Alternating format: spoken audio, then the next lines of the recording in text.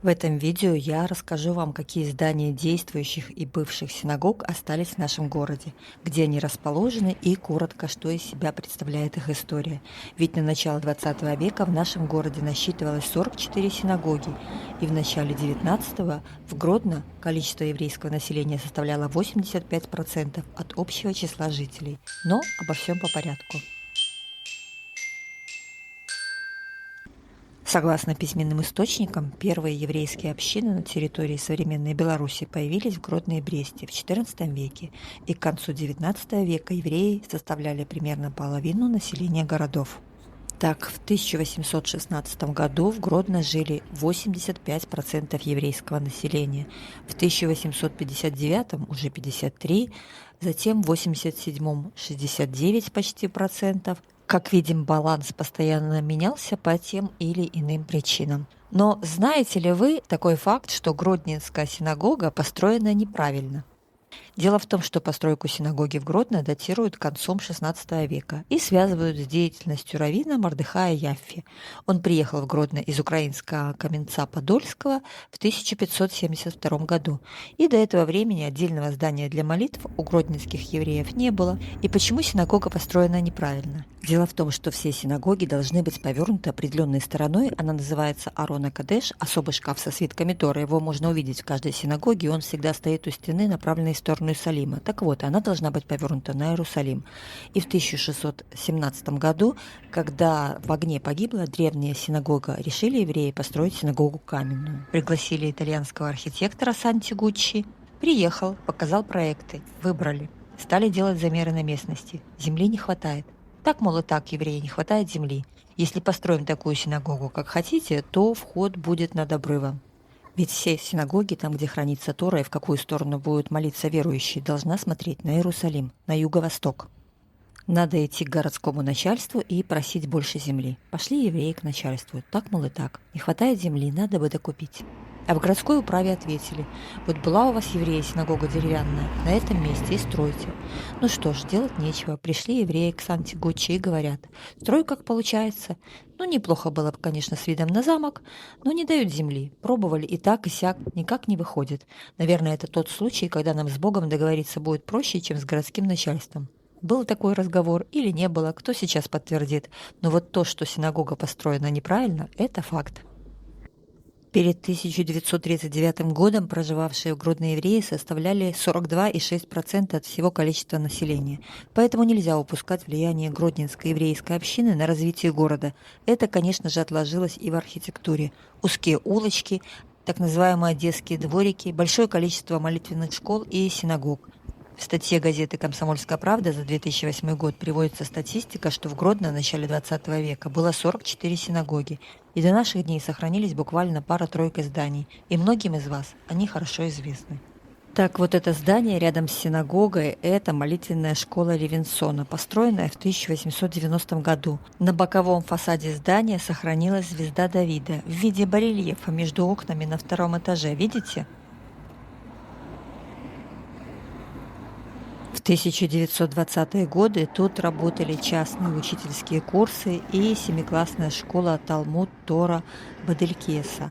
И в послевоенные годы в здании находился кооперативный техникум и торгово-кооперативная школа. В 1960-е – общежитие кооперативного техникума.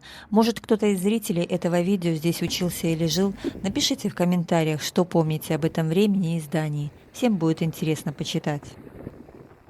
А чуть дальше, по улице Большая Троицкая, в доме номер 13, находилась синагога и молитвенная школа Хаим Адам. Здание построено в период между 1867 и 1875 годами. Вот это розовое. Несмотря на то, что фасад здания вроде бы небольшой, но размеры здания впечатляют.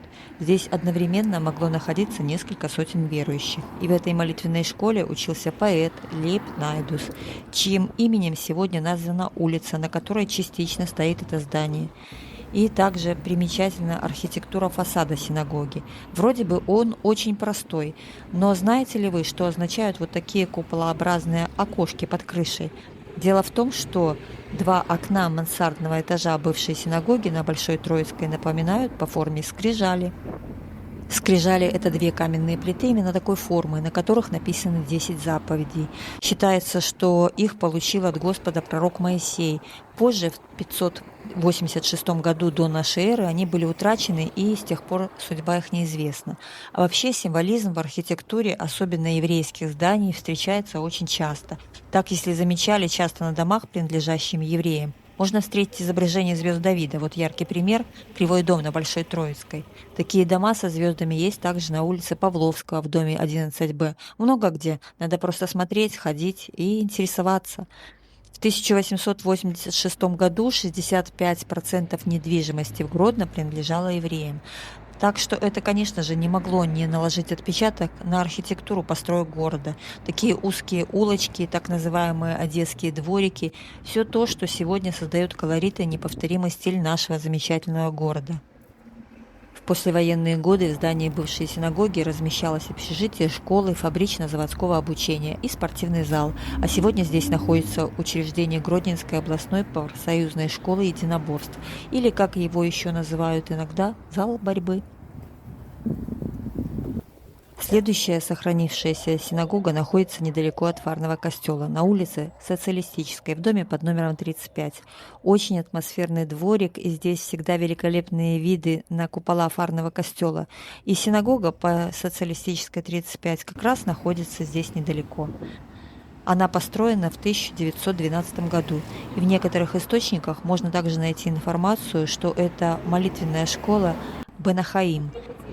Тут явно прослеживается смесь как традиционной еврейской архитектуры, так и модернистские направления первой половины века. На фасаде также видна отсылка к скрижалям, видите? В Гродно в 1816 году проживало всего 9873 жителя, и евреев среди них было 8422, или 85,3% жителей. После этого количество еврейского гродненского населения росло, но доля его падала из-за наплыва из разных мест пришлого народа.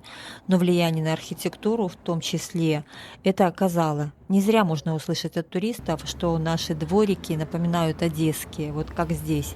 Такая плотность застройки, лестницы на второй этаж, и до сих пор можно увидеть, как на улице сушится белье. Это такой уже гродненский вайб. Поэтому неудивительно, что такое большое количество синагог и молитвенных домов было в Гродно. И они, понятное дело, не пустовали именно из-за количества еврейского населения в нашем городе. А в 1951 году здание синагоги, вот это на Социалистической, передали под спортивный зал общества «Спартак». В последующие десятилетия здесь была кузница боксерских кадров, зал бокса. Сегодня здесь архив органов ЗАГСа Гродненской области, и если нужны какие-то архивные справки или документы, то все идем сюда. Внутри, конечно, все перестроено и ничего не напоминает, что это бывшая синагога. Кто-то из вас может задаться вопросом, а почему после войны здания синагог и молитвенных школ перестраивались и отдавались различным учреждениям, а не самим евреям? Увы, некому было отдавать. Перед 1939 годом проживавшие в Гродно евреи составляли 42,6% от всего количества населения.